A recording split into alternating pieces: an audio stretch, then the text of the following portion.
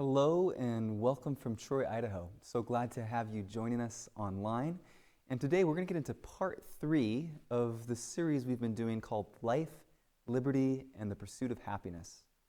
I want to give a special welcome as well to my church members in Endicott that are watching it from there, and we're glad to be able to do this together. So far in this series, what we've seen is that the government of God is based on this foundational principle of freedom.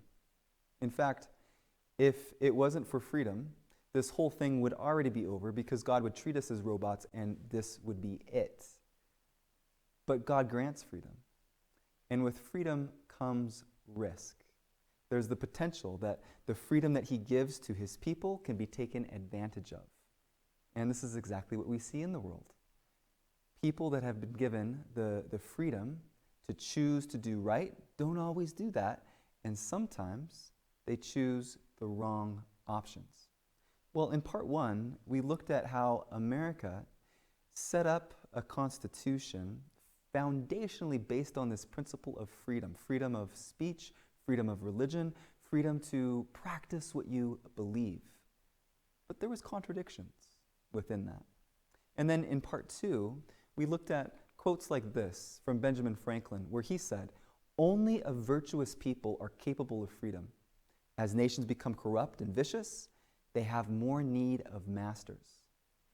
And so we've been hinting at this possibility that the tensions that we see even now could become even more intense as either people can start to rule themselves, or there's calls for the government to come in and control it. But with those calls comes a danger that some of our freedoms that have been so essential could start to be taken away, the civil and the religious freedoms that we have. But as we looked at, this is not something that should surprise us, because in the Bible, in the book of Revelation in particular, we see indicators that this nation that grants freedom will begin to speak like a dragon. John put it like this in Revelation 13, verse 11. He said, "And I beheld another beast coming up out of the earth, and he had 2 horns like a lamb, and he spoke as a dragon." We're going to dig into that in today's message, but a quick recap of part of what makes this government so potentially amazing was statements like this from Thomas Jefferson. "We hold these truths to be self-evident, that all men are created equal, that they are endowed by their Creator with certain unalienable rights, that among these are life, liberty, and the pursuit of happiness." This is an amazing statement. And on paper, if we as people and as a nation were true to these convictions, that would be one thing. But as we've already hinted at in this series, and as we'll see more clearly just now, we have not lived up to these ideals, and in some ways have outright contradicted them. Now, we looked at a statement from, it was Teddy Roosevelt in our first sermon, and Teddy Roosevelt talked about what true patriotism is. And he said that does not mean that you always have to agree even with the president, and that true patriots are enabled and emboldened to actually critique, and any freedom-granting government will allow for that sort of a thing.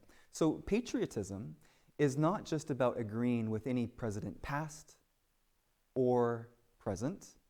It's about being able to model the convictions of the government that includes freedom of speech, freedom of religion, and speaking out on your convictions.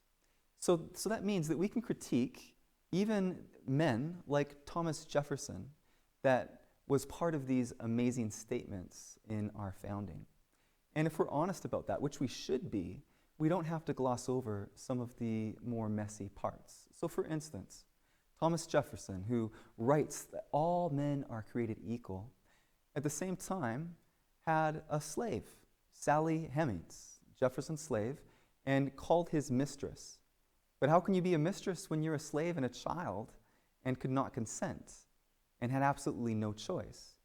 She bore him 6, perhaps as many as 8 children, and he kept her locked in a basement room. And she was only between the ages of 12 and 14 years old when he started raping her, and Jefferson was in his 40s. Now, again, this is not an act of not being patriotic. This is just an act of calling the reality what it is. There was some inconsistencies, some contradictions. Even though there were statements like this amazing foundational statement, we'll see through this series today that again and again and again, America, the empire, did not live up to its freedom-granting ideals. And as Christians, this should not surprise us. Jesus told us clearly in John 18, verse 36, "My kingdom is not of this world." That's what Jesus said. And as Christians, we can take comfort in the fact that Jesus also said, in this world you will have trials and tribulations, but you can be of good cheer because I have overcome this world. This world is not our home. No matter where you find yourself living, be it Canada, the United States, the Philippines, anywhere in the globe, whatever country and citizenship you have, our attitude should be that of Paul. My citizenship is in heaven. We live in but not of, and we can support the government, but never totally identify with it. Our attitude should be like this. We should not be so aligned with one side of politics that we lose our ability to minister to the needs of another, and at times call out hypocrisy and sin, even of the empire, if it is called for. This is part of the Protestant tradition.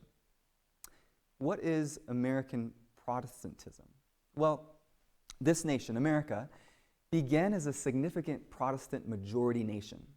Significant minorities of Roman Catholics and Jews did not arise until the period between the 1880s and 1910. So initially, with our founding, there was a group of pilgrims that came over, and they wanted to be able to worship in religious freedom because they had come from places where they could not follow the convictions that they had. But briefly, let's go back, slow down, and look at this term Protestant and where it came from originally. There's one person, when you think of the Protestant Reformation, that probably comes to mind. And as you see in this picture, this person was a man by the name of Martin Luther. Martin Luther was a Catholic, and he loved his church. He taught within his church. He grew up within the Catholic Church. But he over time, began to see some inconsistencies. And his conscience started to bother him with that. So he wrote something called the 95 Thesis, and he nailed it to a German door. His hope being that the church that he loved would be reformed. He didn't want to leave it. And so initially he had conversations with the religious hierarchy, and they threatened him. They said, don't keep talking about these things. Let it go. And if you don't do that, you will be excommunicated. All he asked was that he have opportunity to share his convictions. And if he was proven wrong by the Bible, he says, I will recant. But he couldn't do it just because somebody told him to do it. He had to be shown by the Word of God. So when he met with the brethren, he said, here I stand, I can do no other. So help me God. And the Protestant Reformation was born. He couldn't just go along with something that he did not believe in. So Protestant is somebody that protests something that they do not believe in.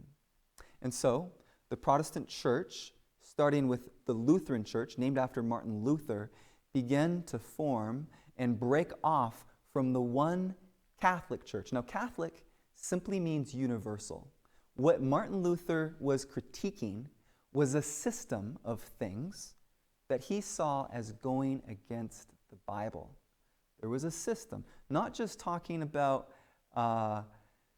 individuals within the system, but the overarching system was teaching things that he could not go along with. one of the main things that he could not go along with was this idea of indulgences. That if you sinned, you could pay, and by paying, you could have your sins as well as people that had already died have their sins forgiven so they could be taken out of the suffering in purgatory and move along. And this is a very manipulative thing, and Martin Luther says this does not reflect good on God. And his other big breakthrough was, he said he saw in the Bible this idea that the just shall live by faith. And the Catholic Church at that time was teaching that it was by works of our own doing and by payments of indulgences. He said, I can't go along with that. So he protested. Now today, what we're going to zoom in on is in Revelation chapter 13. The Bible talks about two beasts.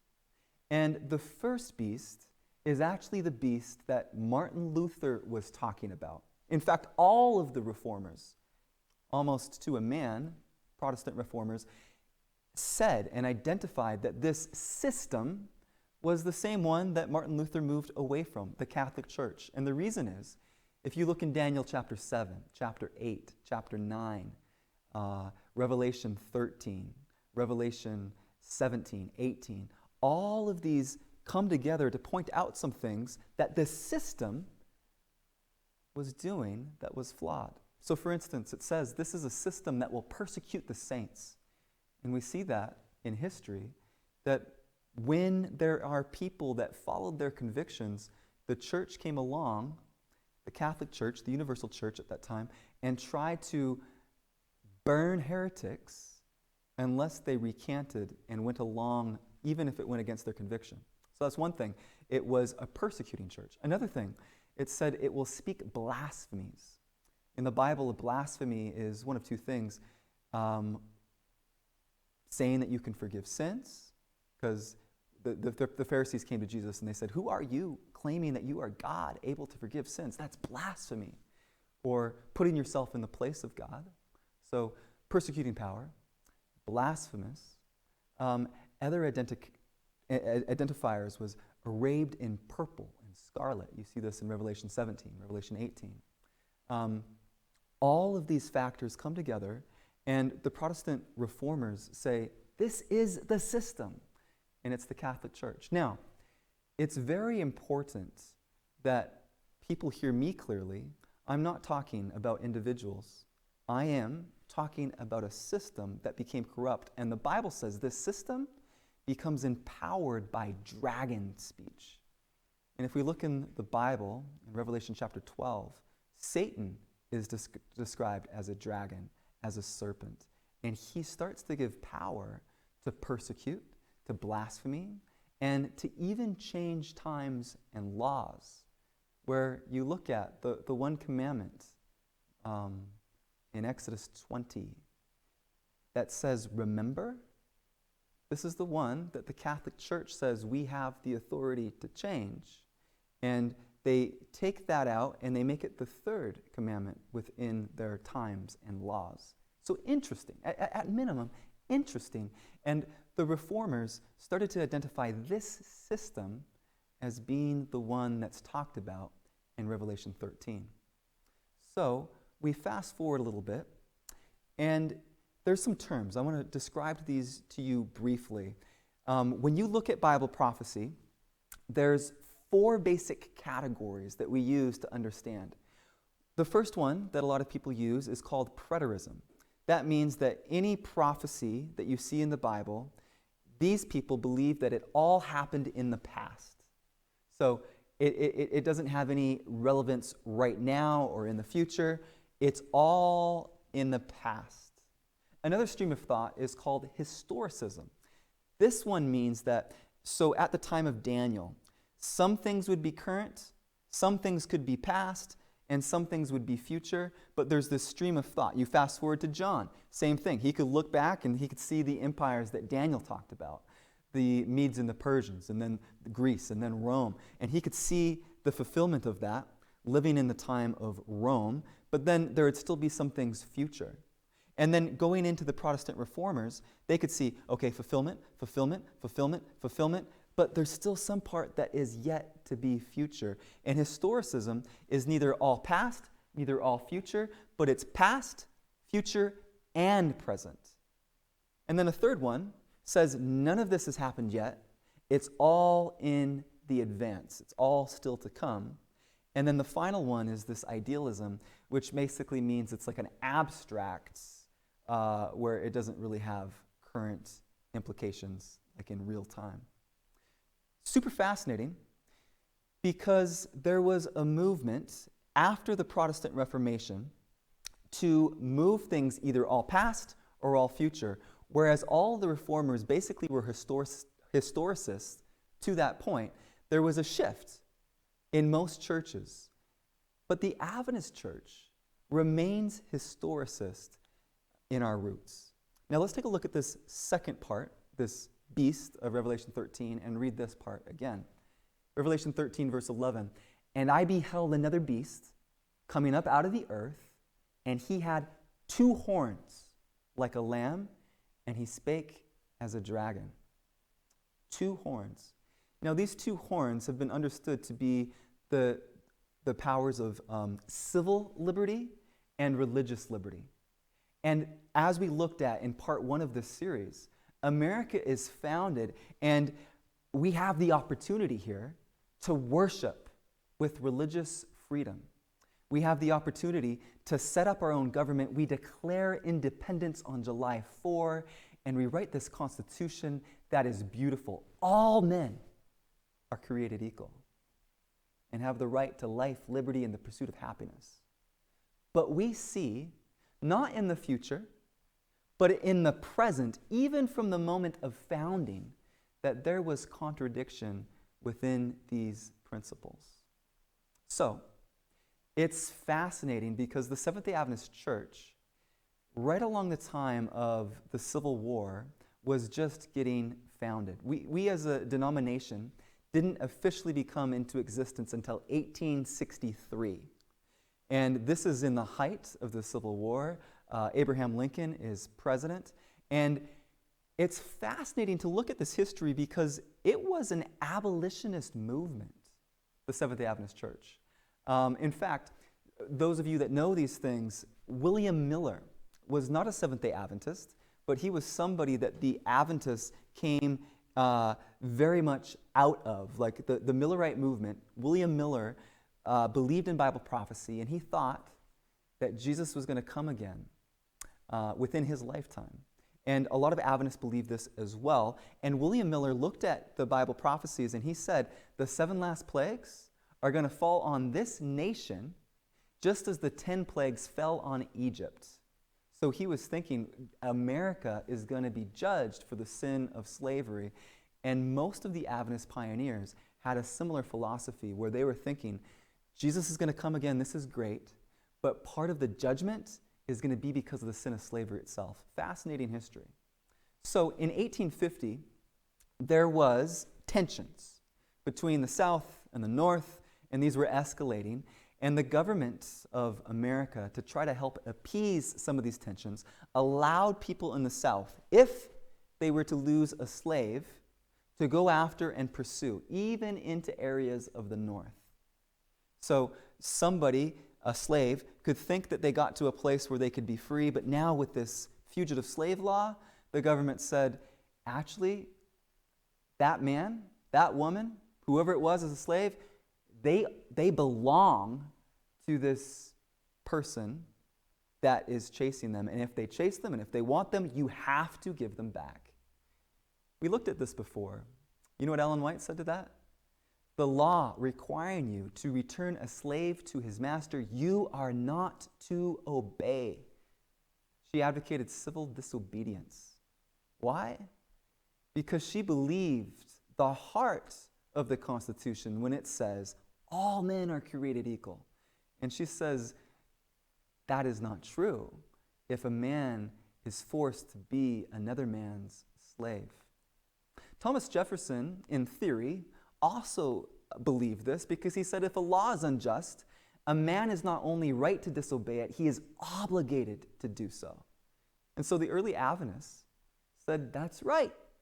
If the government is corrupt in this civil way, we have to stand up against that for principle. Now, this is where it starts to all come together. The Adventist Church, with almost complete uniformity within its founding, identified the United States as the second beast of Revelation 13. America was the land beast that had these two horns, the civil and the religious. And this was a nation that looked like a lamb, but it spoke as a dragon. Now, it's fascinating because they didn't identify America as eventually coming to speak as a dragon. They said it was the dragon speak right now. Let me show you some quotes that brings this out.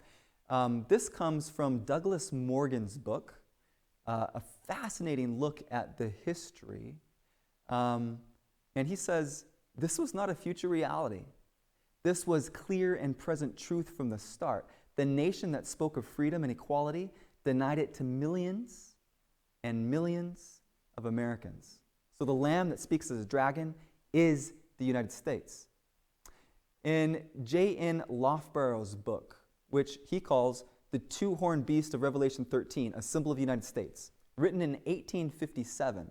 It's only about 40 pages, and I was reading through it this week, and he spoke out without holding back. It's quite interesting. In the preface, so before you even get into the details, he says this: "Are you a politician, noting the oppressive acts of this government upon the colored portion of our race? Here is a description of your vast republic, a description not only of its past acts, but of still greater oppression which lies in the future. So we expect that as the oppressive rulers of our nation manifest no disposition to reform, their fostered spirit of oppression will increase, till white men, as well as black, free and bond, will suffer from their oppression." You hear what he's saying?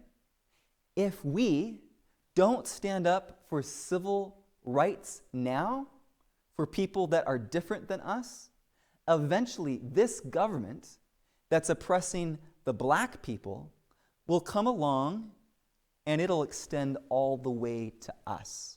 So he was advocating that we stand up for the oppressed, because even in doing that, there comes protection for us, which echoes the statement of Thomas Paine that I read last week. He that would make his own liberty secure must guard even his enemy from oppression. For if he violates this duty, he establishes a precedent that will reach to himself. Early Adventism was very active in standing up for civil liberty and speaking up against the oppressive acts of part of the empire of the United States.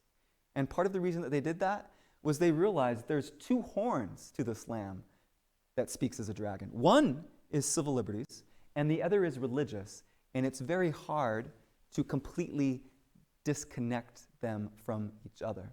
J.N. Loughborough goes on in his book, and he says, instead of carrying out this lamb-like profession, the lamb begins to speak as a dragon. This is why a nation can have a declaration of independence and profess to be carrying out its principles, and at the same time pass laws by which 3,200,000 slaves can be held in bondage. The Declaration of Independence was professedly based on self-evident truths, but it is a self-evident truth now that a large number of our race are born into slavery. To produce a harmony between our laws and their professed basis, the Declaration of Independence should have a clause supplied that should read, all men are created equal except 3,200,000. 1857. Adventist pioneers speaking boldly in this regard to civil liberties. Now, if you fast forward, we see this famous pastor, also by the way, named after the reformer. When his dad went to Germany, Martin Luther King's dad went to Germany, he was inspired by the German reformer, so he named his son Martin Luther King Jr., based off the Protestant reformer. And King says, all we say to America is be true to what you said on paper, in the Constitution, in the Declaration of Independence, in the Bill of Rights.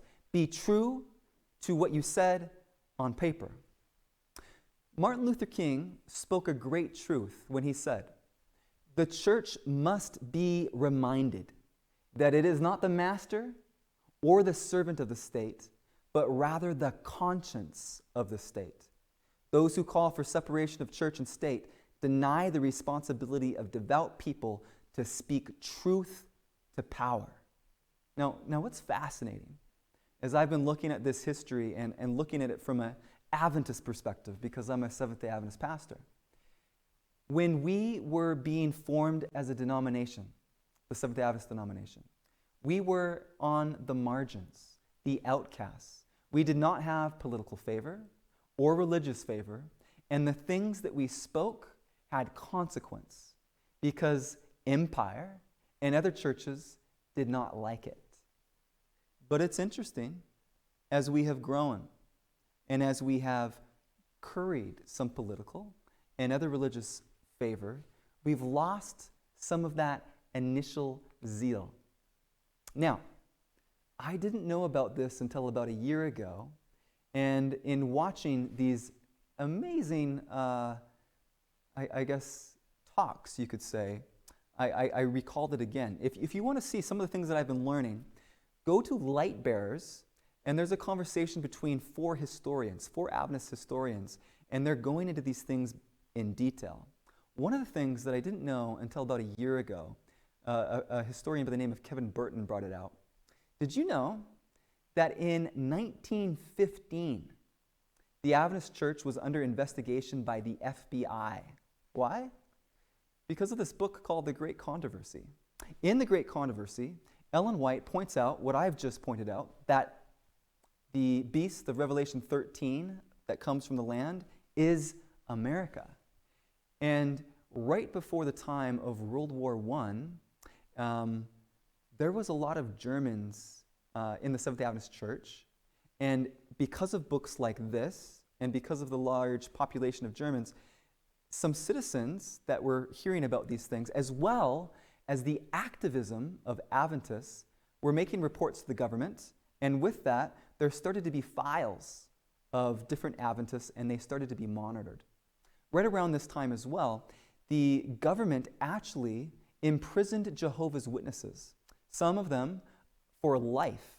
And they came to the Adventist church, certain members and leaders within the church, and they said, "We will do what we did to the Jehovah's Witness church unless you change your teaching."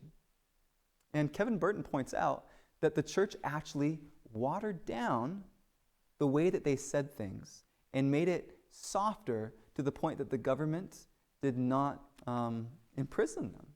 Another thing that Kevin Burton points out, which was super interesting to me as well, is sometimes the people that they were investigating, and this stuff's new because of the way that we can look at past records.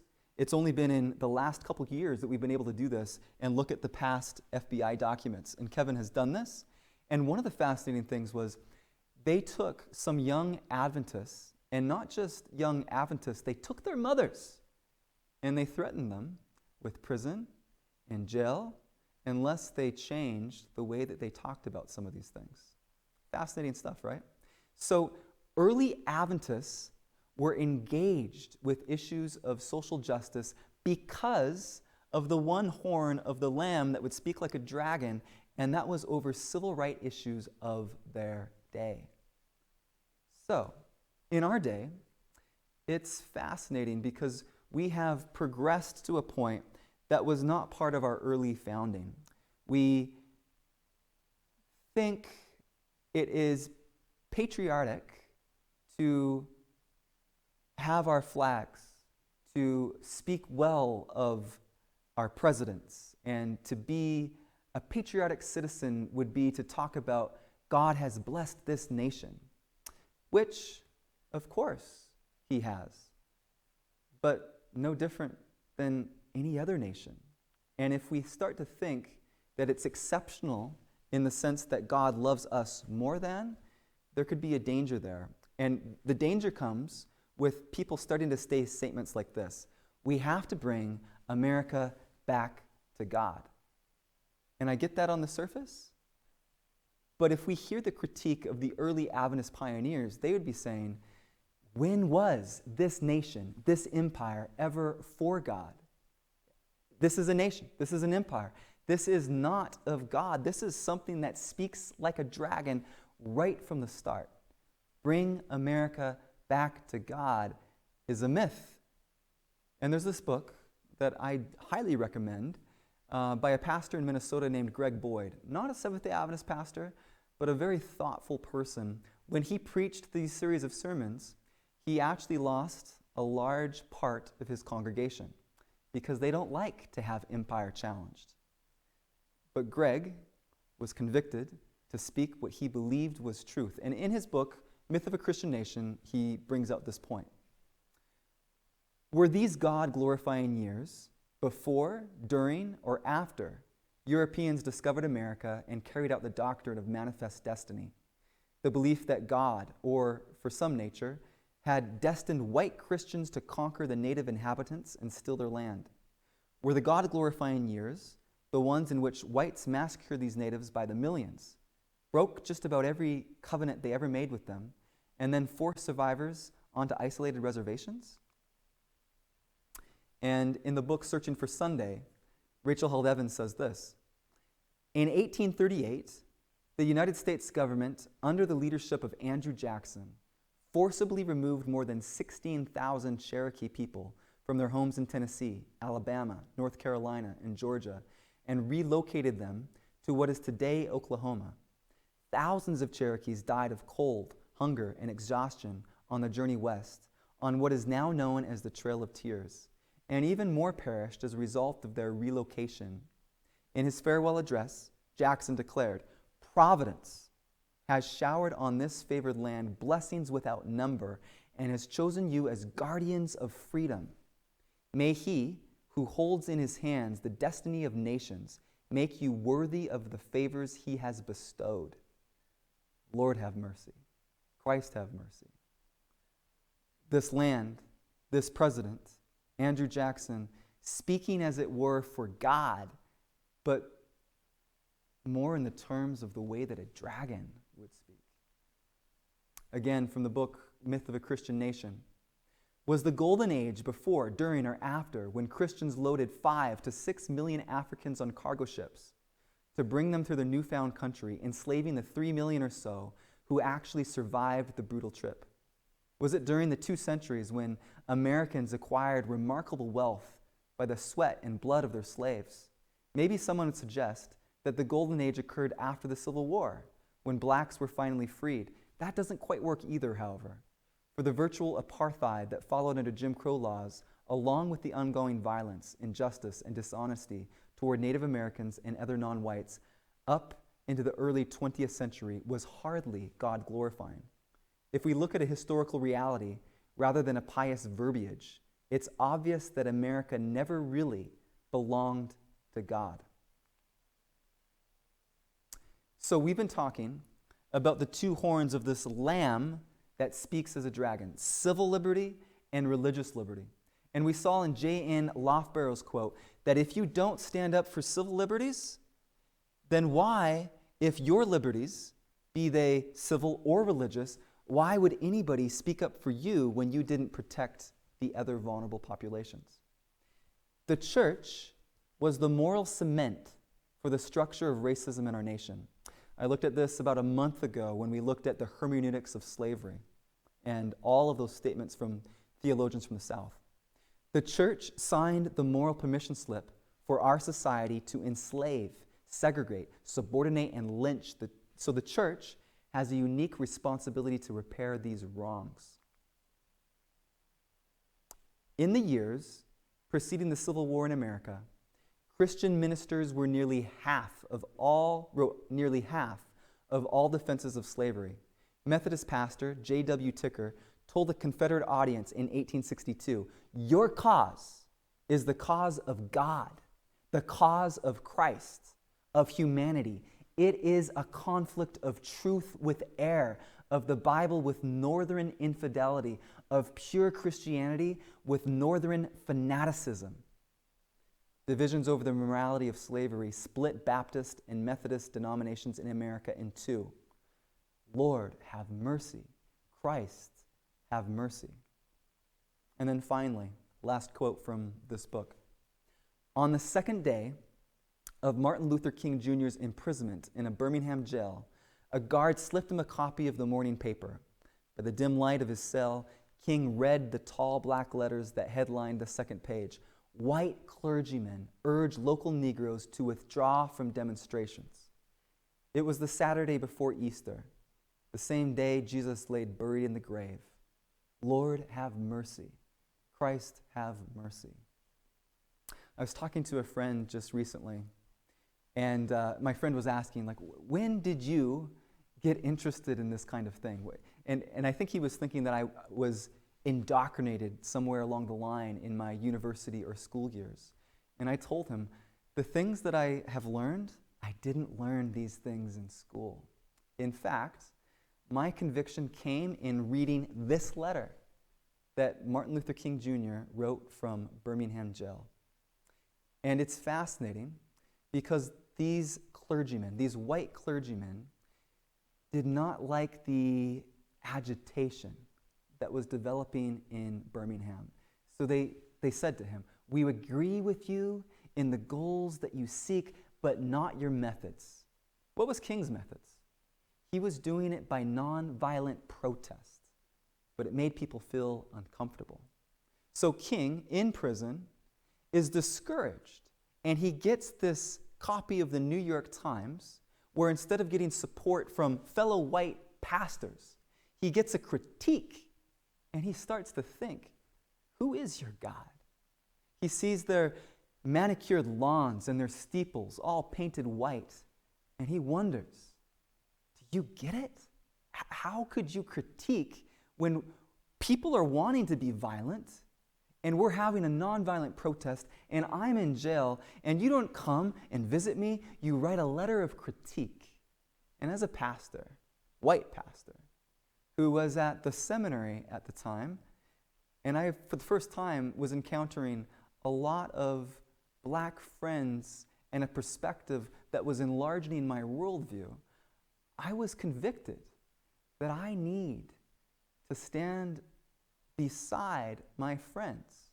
And it was at this time, when I was at seminary, that my wife and I went to our first protest. Now, I understand that brings up a lot of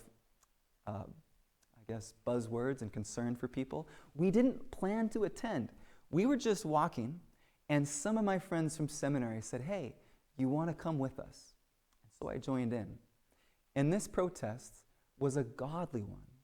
It started with prayer, it ended with prayer. It went to the police station where we prayed with the police, and I saw power and conviction in that. I saw young black kids on the side of the street that raised their heads with dignity as they saw representatives from the church standing up for them. And as I talked to my friends and read this letter and have learned more, I have been convicted this is something that we can do, but we can do it in a godly way. And I understand there is tensions and polarizations, and I don't endorse all of that. King didn't either. What he said, though, is riots are the language of the unheard. Never did he condone them. In fact, every time he was asked to, he condemned them. But he asked America to listen. And they weren't listening to his nonviolent protests. In fact, it wasn't until after he was shot that the equal housing law was passed. So, as I look at the early Adventist history and the way that the church stood up for civil rights, it was for the purpose of being consistent to stand up against empire, because this empire is not our home. It's not where our citizenship lies. And we can be thankful, as I explained in part 1 of this series. I am so thankful to be born in North America, grew up in Canada, spent most of my life now, since I turned 18, in the United States, and this is a place where opportunity flourishes. But the church is called if we've been given privilege, if we've been given blessing, to use our blessing and to use our privilege to extend that out. And never to confuse God and government. Because government fails. And it doesn't eventually become to speak like a dragon. That has happened right from the start. And when we recognize that, we can be consistent in speaking up when civil liberties are oppressed. Just like Ellen White said, the law requiring you to return a slave to his master, you are not to obey. Sometimes I hear people say, we need to not be political. I get that. Believe me, but sometimes it can be confused because was it political? When Mahatma Gandhi stood up to the English Empire by the principles of the Sermon on the Mount and was able to bring in a revolution. Was it politics? When Martin Luther King Jr. followed the principles of Gandhi and the principles of the Sermon on the Mount and stood up for civil rights of American black citizens? Was it politics? When Dietrich Bonhoeffer stood up to the Empire of Germany and stood up to the corrupt church and said, this does not represent Jesus, he died for it. Was it because of a lack of political engagement that an estimated 83% of Seventh-day Adventists voted for Hitler at that time? Was it because we did not understand the deep-rooted value of the Constitution, that all men are created equal, that one of our founders, who apostatized, J. Harvey Kellogg, went along with the principle that came in through Darwin and Darwin's cousin called eugenics?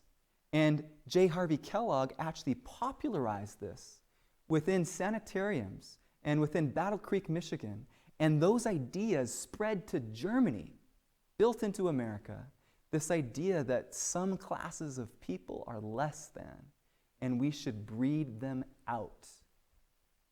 Politics, civil engagement, should never be confused with speaking up for principle, and our early Adventist founders got it. Now, I recognize we can get this wrong, and I will never, ever speak up for one side of the political aisle.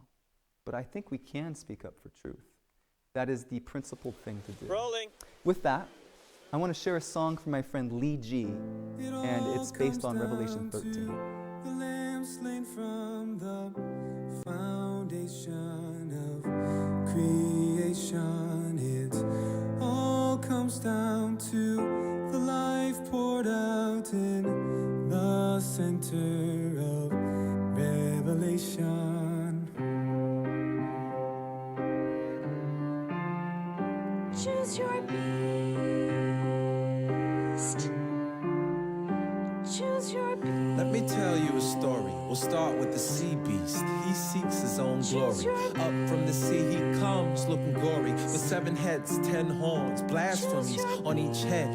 It's a leopard with a bear's feet, a lion's mouth that'll fill you with dread. The dragon gives him power, power to devour, power to make everyone bow down and cower. A wound on its head should have left it dead, but it's resurrected and respected instead.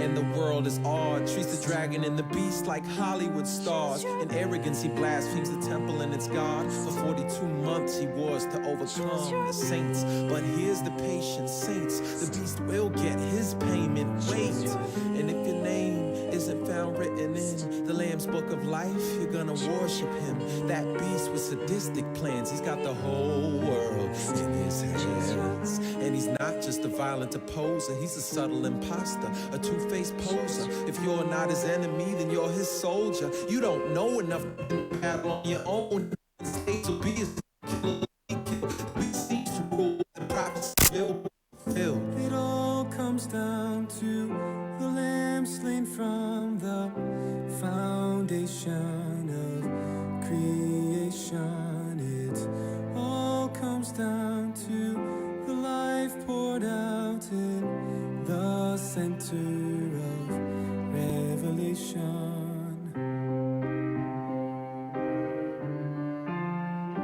Choose your beast.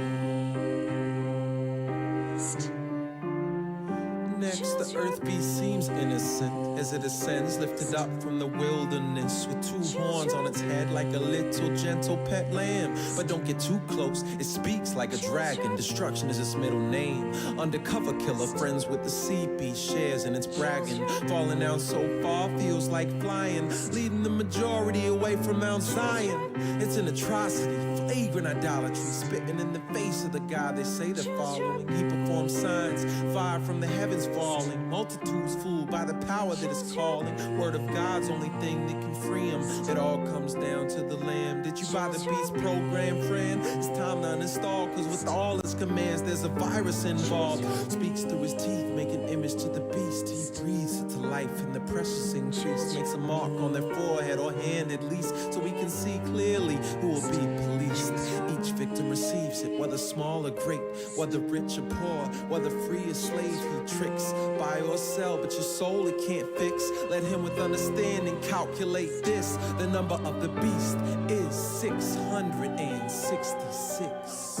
It all comes down to the Lamb slain from the foundation of creation. It all comes down to the life poured out in the center of Revelation. It all comes down to the Lamb slain from the foundation of creation. It all comes down to the life poured out in the center of Revelation. It all comes down to the Lamb slain from the foundation of creation. It all comes down to the life poured out in the center. I met Lee G at a school called Arise, and that song has always been meaningful to me. It all comes down to the Lamb slain from the foundation of creation. And this is the story that as Christians, it has never been about totally identifying with empire.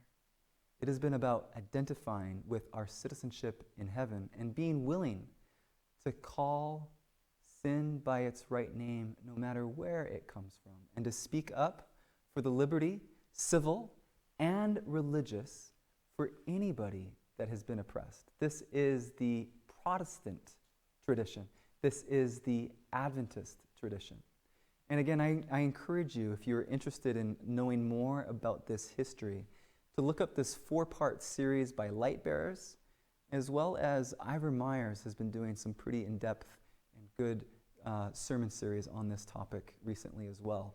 Going into eugenics, I learned some things from Ivor Myers with the history in the United States and in Adventism. But if I was to wrap up this series, which we are wrapping up today, I would say it like this. God's government is founded. The base principle is on love and freedom. But with love and freedom comes risk. To God, it was worth it. But eventually, God is going to say, enough is enough. And this is the message of Revelation 14, where we are told, then I saw another angel flying in the midst of heaven, having the everlasting gospel to preach to those who dwell on the earth, to every tribe, tongue, nation, and people, saying with a loud voice, fear God and give glory to him, for the hour of his judgment has come. Judgment is good news, so long as you are on God's side. And you can be on God's side so long as you believe and want to be part of the principles of his government, which mean freedom and love for all tribes and people. But if you are part of a system that wants to oppress or hang on to a privilege and not account for the misdeeds, then that judgment could come as a harsh reality. God says we are to worship him who made the heavens and the earth and the sea and all that is in them. It's a cry, it's an invitation to come in to this God of love and extend that love to our fellow human beings. That will never come perfectly in empire. Empire and nations, no matter how good they might seem, will always get that wrong.